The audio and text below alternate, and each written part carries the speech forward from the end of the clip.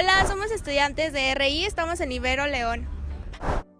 Hoy vamos a comprobar qué tanto saben nuestros compañeros de la Ibero acerca de uno de los países más importantes del mundo. Estados Unidos, Estados Unidos, Estados Unidos. La dinámica será a través de una serie de preguntas con la que vamos a saber qué tanto se sabe sobre la política o el derecho constitucional de Estados Unidos. Averigüémoslo. Bueno, te voy a hacer una pregunta. ¿Cuántos estados tiene Estados Unidos? 50. ¿Cuál es la capital de Estados Unidos?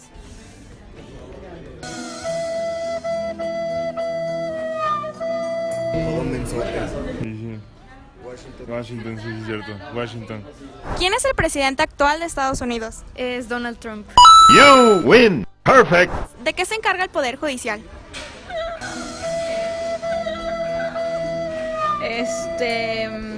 ¿De las leyes? No sé, la neta. ¿Por quién se compone el Poder Judicial? Hello, darkness, my old friend. Te doy opciones si quieres. Sí, por favor.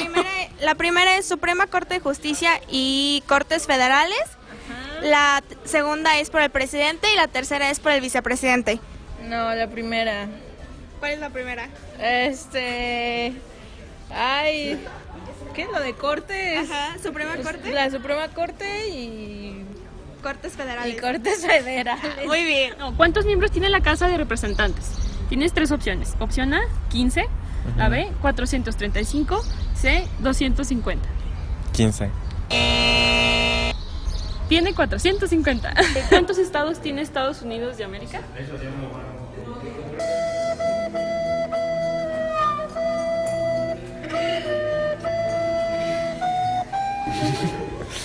¿Cuántos piensan más o menos que tiene? ¿Estados? 20, 30, 25 aprox. Como 300 seguro. Tiene 50. Vamos a pasar a la siguiente pregunta. Entre dos.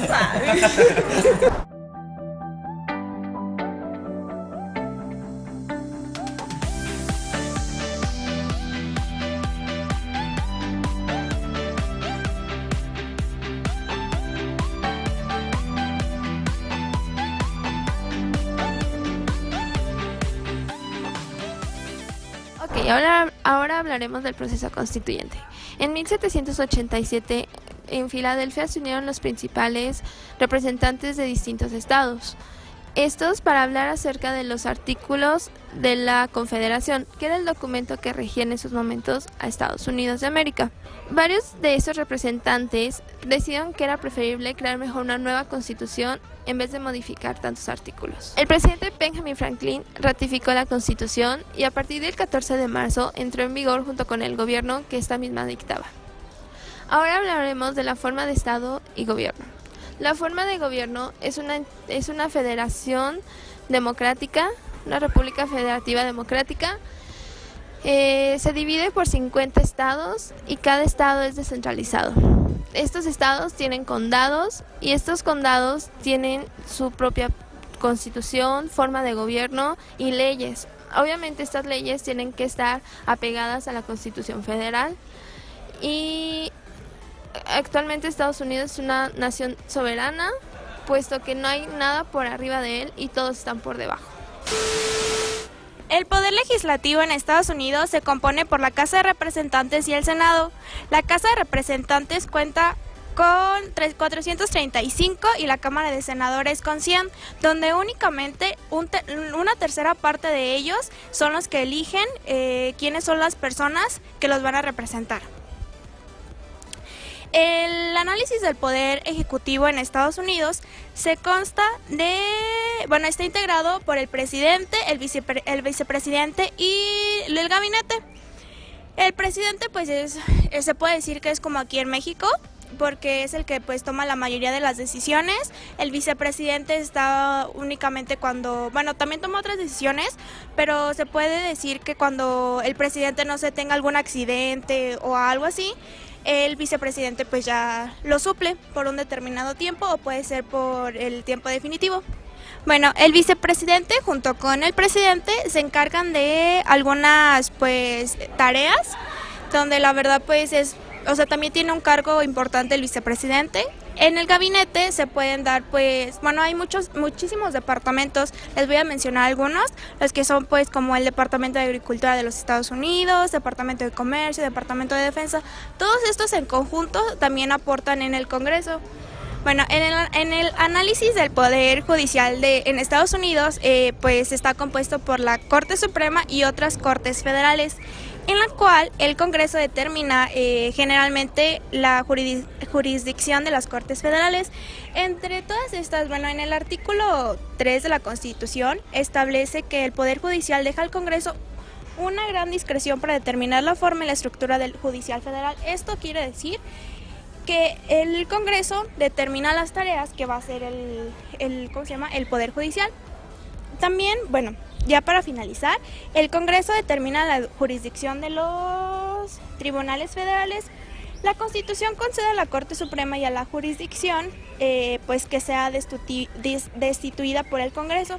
Estos tribunales tienen el poder exclusivo únicamente y exclusivamente de determinar la ley determinada por la Constitución. Las agencias independientes del gobierno federal de Estados Unidos son aquellas agencias que existen fuera de los departamentos ejecutivos y la oficina ejecutiva del presidente. Las agencias que mientras constituciona parte de la rama ejecutivo, sea independientemente del control presidencial, generalmente porque el poder del presidente de despedir al jefe de agencia o a un miembro es limitado. Establecido a través de estatutos separados aprobados por el Congreso, cada respectiva concesión estatutaria de la autoridad define los objetivos de la agencia que debe de trabajar hacia y cómo. Así como que sus áreas sustantivas, en su caso sobre las cuales puede tener el poder de reglamentación. Estas reglas o reglamentos de la agencia, cuando están en vigor, tienen el poder de la ley de federal.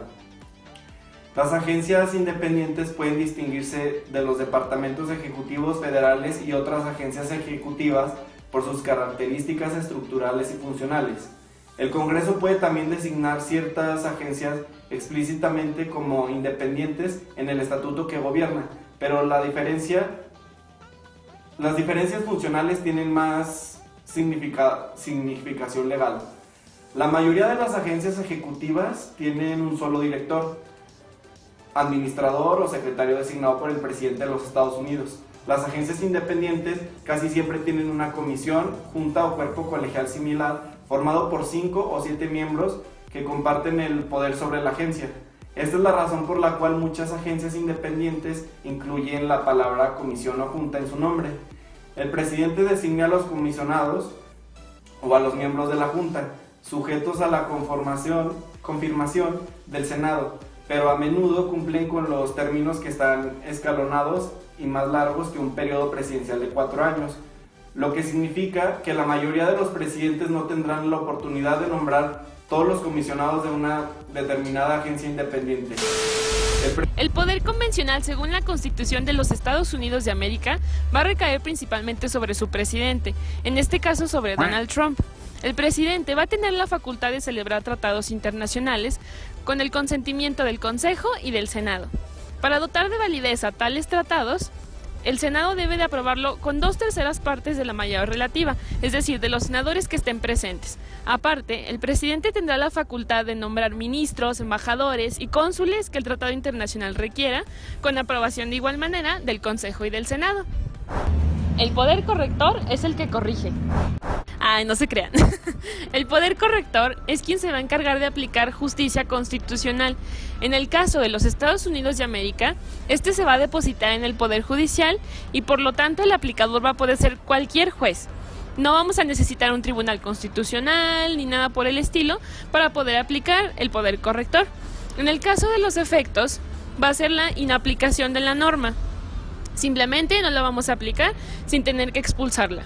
En el caso del acto de aplicación va a ser concreta porque vamos a tener que interpretar obligatoriamente a la ley o a la norma. Y en el caso del accionar puede ser cualquier persona que se resienta ante tal norma que no va de acuerdo a la Constitución o que va en contra.